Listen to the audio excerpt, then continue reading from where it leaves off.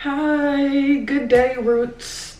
Today I'm going to talk about toxic people. Toxic people are people who see that you're doing well. They see the energy you have. They see how motivated you are. They see how focused you are. They see how determined you are. And they don't feel like that they have that same energy for themselves, or they don't feel like they have the motivation to do what you do, or they have the skill to do what you do. So they try to absorb all your energy and take it for themselves. Much like narcissistic people who try to drain your energy because they feel like that they have none. They don't feel like they have a personality or anything like that. Toxic people are different because toxic people usually they have stuff going on in their lives. It's just not, they have positive stuff going on in their lives, as far as they may have a good job, they may have a good family, they may have friends and everything that anyone else that's like would have. And there probably won't be red flags as quick as a narcissistic, and you probably won't feel as drained as you do with a narcissistic.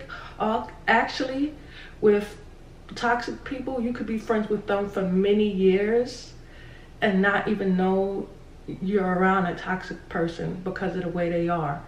They pretend to be your friend, but what they do is they stick around you to try to make sure that you don't complete your goals, or you don't follow through on your dreams, because for some reason they feel like you following through on your dreams and you succeeding is them failing. How to recognize a toxic person and how to stay away from toxic people is, the way I did it is like how to recognize someone. If you have something going on in your life that you're excited about and you go tell someone that's toxic, and they're slick about it, they won't tell you it's a bad thing.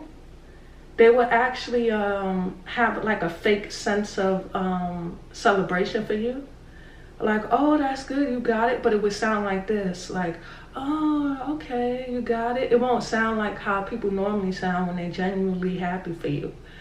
So a toxic person, if you start going to the gym, for instance, and a toxic person would try to say something, they don't try to discourage you. They would try to say something like, oh, you going to the gym? What time are you going to the gym? Because I would like to come. And they would try to pick, and when they ask you like what time you go to the gym, they would try to, what they're actually doing is making sure, even if they don't have nothing to do, they're trying to fit your time with their time. Because whatever you do affects them, it offends them. So if they ask you what time you go to the gym, and you think that they may be asking because they want to come with you, they don't really want to come with you to the gym, but they pretend that they want to come with you to the gym. And as soon as you tell them the time that you're going to the gym, they will make an excuse why the time isn't good for them, because everything is about them. Everything you do affects them. Every positive thing you try to do for yourself, everything you try to do to benefit yourself, it offends them, because they think that you're doing things to make them feel bad. That's the way that they think of it in their head, that everything you do is to make them feel bad. If you decide that you want to eat better, if you decide that you want to become a vegan, if you decide that you want to stop drinking alcohol, if you even decide that you want to quit smoking marijuana, and they don't want to do, and oh, my voice just got high pitched, and they don't want to do any of these things, they'll find a way to make you feel like that you're silly for trying, or they try to make you feel bad for trying to better yourself.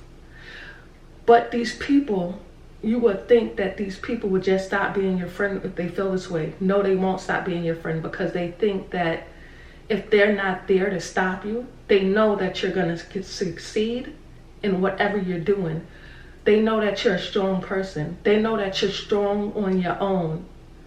That's why they stay by you, because they want to be that. They try to pretend that they're support. They're not support.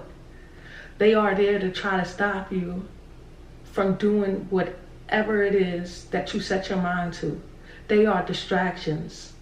They could be family members, they could be friends, they could be someone that you just met. They just too close to you too quick.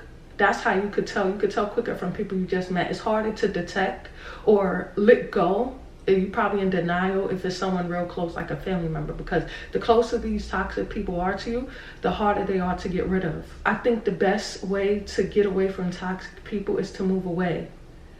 Now, not all people have the means to move away. Not all people could just pick up and go. But if you can't do that, the next best thing to do is to remove these people. Stop taking their phone calls. Stop hanging out with them. And do whatever. You don't have to tell them they're toxic, because if you tell anybody that they're toxic, if you tell anybody they're narcissistic, they're going to fight you, they're going to argue with you, and they might just convince you that you're being silly, or they might just convince you that you're crazy or something like that. But that's not the case. They're just trying to maintain their position in your life. So you don't want to tell them. You just want to cut them off slowly, or however way you cut them off, and watch their reactions, watch what they do. Watch, even if you're not, and the crazy thing is, if they're just your friends, if you try to cut a toxic person off, or a toxic friend off, a toxic narcissistic person off of being your friend, they're going to start to get crazy, and you're going to feel like it's someone that you was in a relationship with. If you try to cut off someone that you're in a relationship with, that's no good for you. They say all types of stuff like, I want you, why are you doing this, I want you back. Toxic people, they say the same things because they don't know how to get you back. And when your friendship ends, it should be mutual, because y'all don't have no romance going on, no sexual chemistry going on. But you'll see and you'll notice that it's going to be weird if you tell a toxic friend that you're going to cut them off. You're going to almost feel like you're breaking up with someone that you've been in a relationship with, which that shouldn't be the case. Also, sometimes you are oblivious to the fact that you even have toxic people in your life. And you might just move away just to move away, just because maybe you have to go to school, or maybe you just decided that maybe you had to get a new job and you had to move away. Whatever the reasons are that you got away from that toxic person, and the less you hang out with them, you start to realize that that person was toxic as you move away from them. The further you get away from them, the more you realize they was toxic.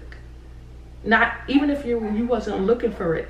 Even if you wasn't looking for it, even if you didn't think of them that way, it's just that the separateness, taking yourself out the picture, sometimes you could get a better view of what the relationship was when you're not always in it, when you don't have to see the person every day.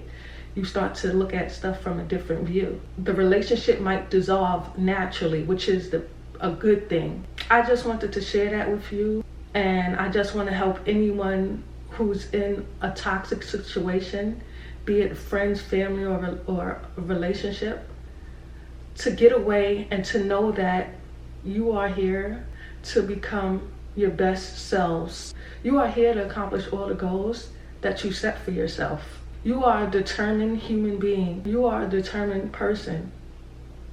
Your determination shines. It shines so bright that other people see it. Toxic people may feel offended by your shine because they're negative and they always in the shade, and it seems like for them, it seems like the sun is never shining on them, and you come along with that bright energy and it offends them.